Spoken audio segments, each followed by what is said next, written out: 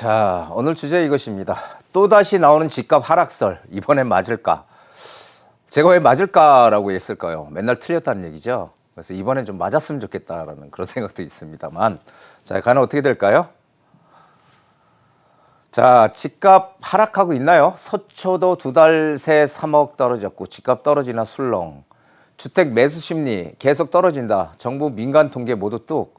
지금 이런 기사가 최근 며칠 동안 신문을 장식하고 있습니다. 뉴스도 많이 나오고. 자, 그러면 우리 일반인들 같은 경우 우리 어떻게 생각할까요? 집값이 지금 떨어지나? 맞아, 떨어질 때도 됐네. 너무 많이 올랐으니까. 이렇게 생각을 하고, 또 일부 전문가들도 집값이 지금 떨어지는 게 맞다. 변곡점이 왔다. 이렇게 얘기하는 분들이 많다는 거죠. 하지만 과연 맞을까요? 자, 청약 불패 끝났나? 서울 분양 아파트에서 무더기 미계약. 자, 이제 그런 기사들이 줄지어 나옵니다. 그렇죠? 그런데 지금 보면은요, 이 청약할 때 경쟁률이 높았는데, 근데 계약을 안 했다는 거죠. 근데 이렇게 미계약이 나온 게 전부 다 대부분 어떤 것들이에요? 한개동짜리 나홀로 아파트, 이런 아파트들이 대부분이라는 거죠. 그런데 청약 시장은 여전히 호황이라는 겁니다. 그러니까 너무 이런 지역적인 데에 포커스를 맞춰서 이렇게 지금 기사들 내고 있다는 거죠. 자, 청약 보세요. 전국 청약 불장. 지난주 청약 단지 10개 중 9개 완판. 한마디로 세대수가 크고 조금 단지 규모가 있고 하는 데들은 지금 청약 불장이라는 겁니다. 그래서 이런 기사, 단편적인 이런 기사를 보고 이거 지금 이거 참 시장이 안 좋은 것보다 이렇게 생각하시면 안 된다는 거죠. 올바른 판단을 해야 된다는 겁니다. 자, 집값이 하락하는데 지금 거래량이 지금 거래량 무지하게 지금 감소해 있죠. 지금 사실 거래량은 정말 감소했습니다. 그런데 이것도 지금 양극화가 되어 있다는 거예요. 거래량 감소 지역 어디예요? 규제 지역이죠. 규제 지역. 규제가 많은 지역들이 지금 거래가 안 되고 있다는 겁니다. 반대로 거래량이 또 증가한 지역도 있어요. 늘어난 지역도. 그건 어디예요?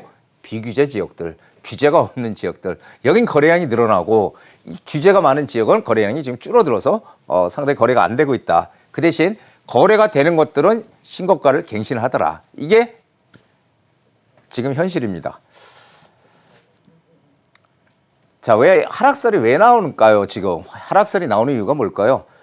10월 지금 하순 이제 하반기잖아요. 이제 11월이잖아요. 곧 11월은요 성수기에서 비수기, 11월 달 비수기입니다. 비수기로 넘어가는 시점이에요 지금. 그리고 추석 이후 시장이 지금 일시적인 관망세를 지속하고 있다라고 저는 보고 있습니다. 일시적은. 그 이유는 지금 비수기, 11월 비수기인데다가 금리가 인상이 된다더라. 그렇죠? 그리고 전세자금 대출 규제뿐이 아니라 이제 앞으로 이 대출 규제를 좀 많이 심하게 하겠다. 그러니까 매수 심리가 위축되는 그런 변수들이 지금 발생해 있는 거죠. 비수기에다. 이런 것들이 같이 맞물리면서 집값이 지금 조금 시장이 좀 안 좋다, 이런 얘기들이 지금 나오고 있는 겁니다. 자, 현재 상황 정확히 한번 파악해 보자고요. 지금 갭 투자 수요라고 해서 제가 누누이 말씀드렸죠. 이 중심 지역들은 너무 투자 금액이 크니까 전세가가 높고 투자 금액이, 이 갭 투자 전세가가 높아서 매매가와 전세가의 그 차이가 작은 그런 지역들, 그러니까 투자금이 작게 들어가는 지역이죠. 그런 지역들을 많이 가서 투자했다는 겁니다. 그러니까 갭 투자 수요가 몰렸어요. 이런 데는 외곽이에요. 서울 중심은 가격이 크게 들어가니까 할 수가 없겠죠.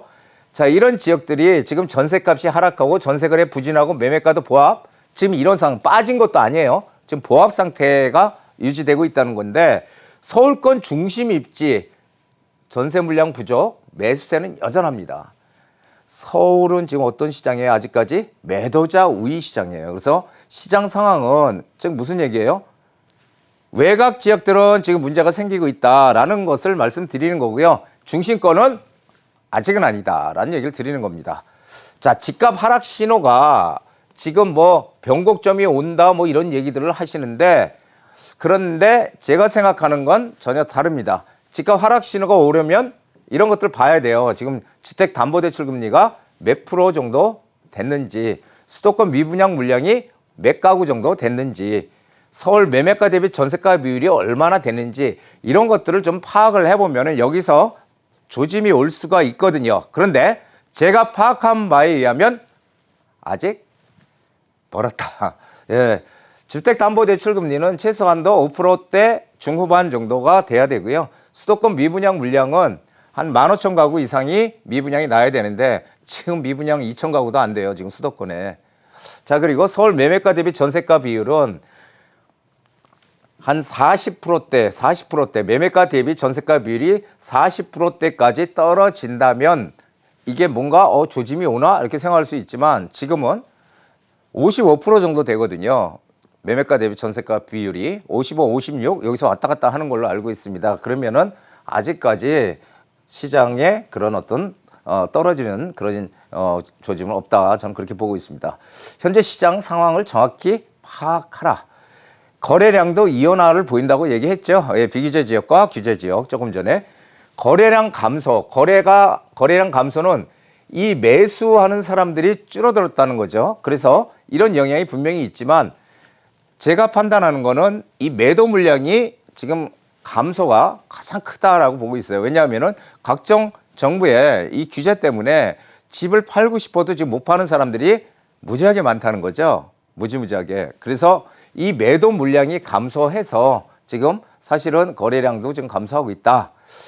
물량이 안 나오니까요. 지금 규제 지역 그중에 서울의 거래량은 크게 지금 감소하고 있고 비규제 지역은 늘고 있다. 왜? 거래량 증가하고 있고요. 왜냐하면은 이 규제가 없기 때문에 매수인이 집을 살 때 취득세가 서울같이 2주택이면 8%, 3주택이면 12% 이렇게 안 하잖아요. 그렇죠? 3주택까지 8%, 4주택부터 12% 이렇게 되잖아요. 매도인은 양도세 증거가 안 되기 때문에 매도인 팔 때 또 세금이 작게 나오잖아요. 그러니까 이쪽으로 비규제 지역 쪽으로 지금 이렇게 가고 있다는 거죠. 그래서 거래량도 지금 이온화되고 있고요.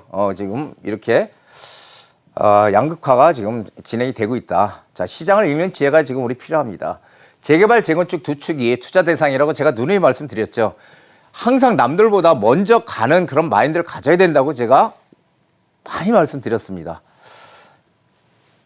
투자 대상은 맞는데요. 이 4년 동안 지금 4년 넘어서 이제 5년 가까이 가는데 서울의 아파트 시장은 폭발적인 급등을 했죠. 그래서 투자 가치가 있든 없든 다 올랐다는 겁니다. 무차별적으로. 이건 정책의 전 실패라고 보는데 투자 가치가 있든 없든 투자 가치가 있는 건 더 많이 올랐고 투자 가치가 없는 것도 많이 올랐어요. 그러니까 아파트는 이제 투자를 하려면 선별해서 투자를 해야 된다. 이제는 외곽 지역의 아파트가 아니고 중심 지역의 아파트를 사는데 거기도 지금 뭐가 화두라 그랬어요? 재개발, 재건축이 화두라 그랬잖아요. 그러면은 아파트는 재건축이죠. 아파트를 어떻게 해요? 재건축 가능한 아파트, 중심권에 재건축 가능한 아파트를 내가 여유가 되면 투자하면은 결국은 시간이 지나면 서울에 집을 공급할 수만은 두 가지잖아요. 재개발과 재건축. 그렇기 때문에 풀 수밖에 없다. 들어가면 됩니다. 여력이 많은 분들은. 그렇지만 여력이 없는 분들은 못 들어가잖아요. 그렇다고 외곽으로 가면 이제는 안 된다는 얘기를 드리는 거예요. 재건축 규제는 지금도 계속 되고 있죠. 안전진단 안 풀어주고 있죠. 완화 안 시켜주고 있죠. 기준을. 공급을 확대하기 위해서 남아있는 방법은 이제 재개발밖에 없더라. 그러니까 공급하기 위해서 재개발은 적극적으로 지원한다. 이것입니다. 포인트는. 그러면은 자, 서울시장의 민간 재개발, 정부의 공공 재개발 이런 것들이 앞으로 매년 지속적으로 공급이 될 거라는 거죠. 매년 민간 재개발은 매년 25개 지역씩 발표하겠다는 거 아닙니까? 그러면 이게 지금 하나의 흐름이에요. 흐름. 그렇다면 우리는 이 흐름을 타고 가야 된다는 거죠. 자, 지금 늦기 전에 투자해야 된다고 제가 누누이 말씀드리죠. 항상 시간이 지나면 늦게 되는 겁니다. 남들보다 한 걸음, 반 걸음이라도 먼저 가는 그런 지혜가 필요하다는 게 제가 항상 말씀드렸던 얘기입니다. 자, 남들과 다른 역발상 마인드. 무조건 남들과 대부분의 사람들과 반대로 움직여라. 반대로 움직이세요. 반대로 제발. 예, 그리고 큰 금액, 재개발이든 재건축이든 큰 금액이 들어가더라.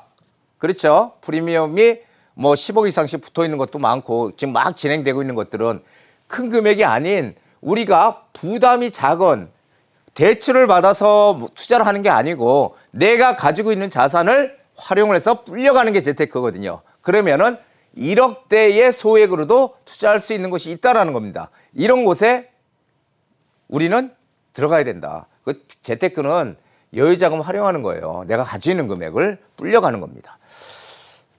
그 대박 이것을 꿈꾸지 마시고 내 재산을 불려가는 하나의 우리 재테크 수단이 바로 부동산입니다. 자, 노후 주거지 선점 투자라는 겁니다. 노후 주거지 오래된 옛날 주거지들 있죠. 낡은 단독주택이나 빌라 밀집 지역들 이런 데들이 아까 조금 전에 말씀을 드렸지만 7층 규제가 풀려서 이제는 다 아파트를 질 수 있는 규제로 지역으로 전부 변모하고 있다. 지금 바뀌고 있다. 그러면은 서울의 모든 노후 지역들이 재개발 대상지다라는 얘기죠. 거기에서 지하철 역세권 이것은 필수 요소입니다. 여기에 항상 우리는 붙어 있어야 돼. 물론 여기에 역세권에 붙어 있지 않아도 되는 지역이 있어요. 그게 어디냐면은 한강변. 한강변은 역세권하고 상관없습니다. 한강변하고 전용 주거지역이라고 있는데 이건 나중에 시간이 되면 한번 말씀 드리고 싶어요. 이 두 지역은 역세권과 전혀 상관이 없다. 오히려 여기 있으면 안 좋다. 그래서 이 두 군만 빼고 무조건 우리는 투자할 때 역세권에 항상 붙어 있어야 된다. 이런 지역을 좀 선점 투자하는 게 반드시 필요하다라는 얘기를 드리는 겁니다. 자, 오늘의 명언입니다. 기회는 반드시 옵니다. 항상 뭐 인생에 3번의 기회 있다고 하지만 그 기회가 왔는지조차 모르고 지나가는 분들도 많잖아요. 저도 기회가 좀 왔던 것 같은데 나중에 지나고 보면은 그때 못 잡은 거죠. 그런데 기회는 반드시 오는데 언제 올지 몰라. 그리고 자주 오지 않아요. 부동산도 제가 늘상 말씀드리는 게 어떤 커다란 흐름을 파악하면은 우리 투자처를 잡을 수 있어요. 그리고 제가 부동산에는 정말 필수라고 생각하는 게 남들과 다른 역발상 마인드를 꼭 가지시는 우리 부동산 카페에 오시는 현명한 투자자들이 되시기 바랍니다. 오늘 여기까지입니다.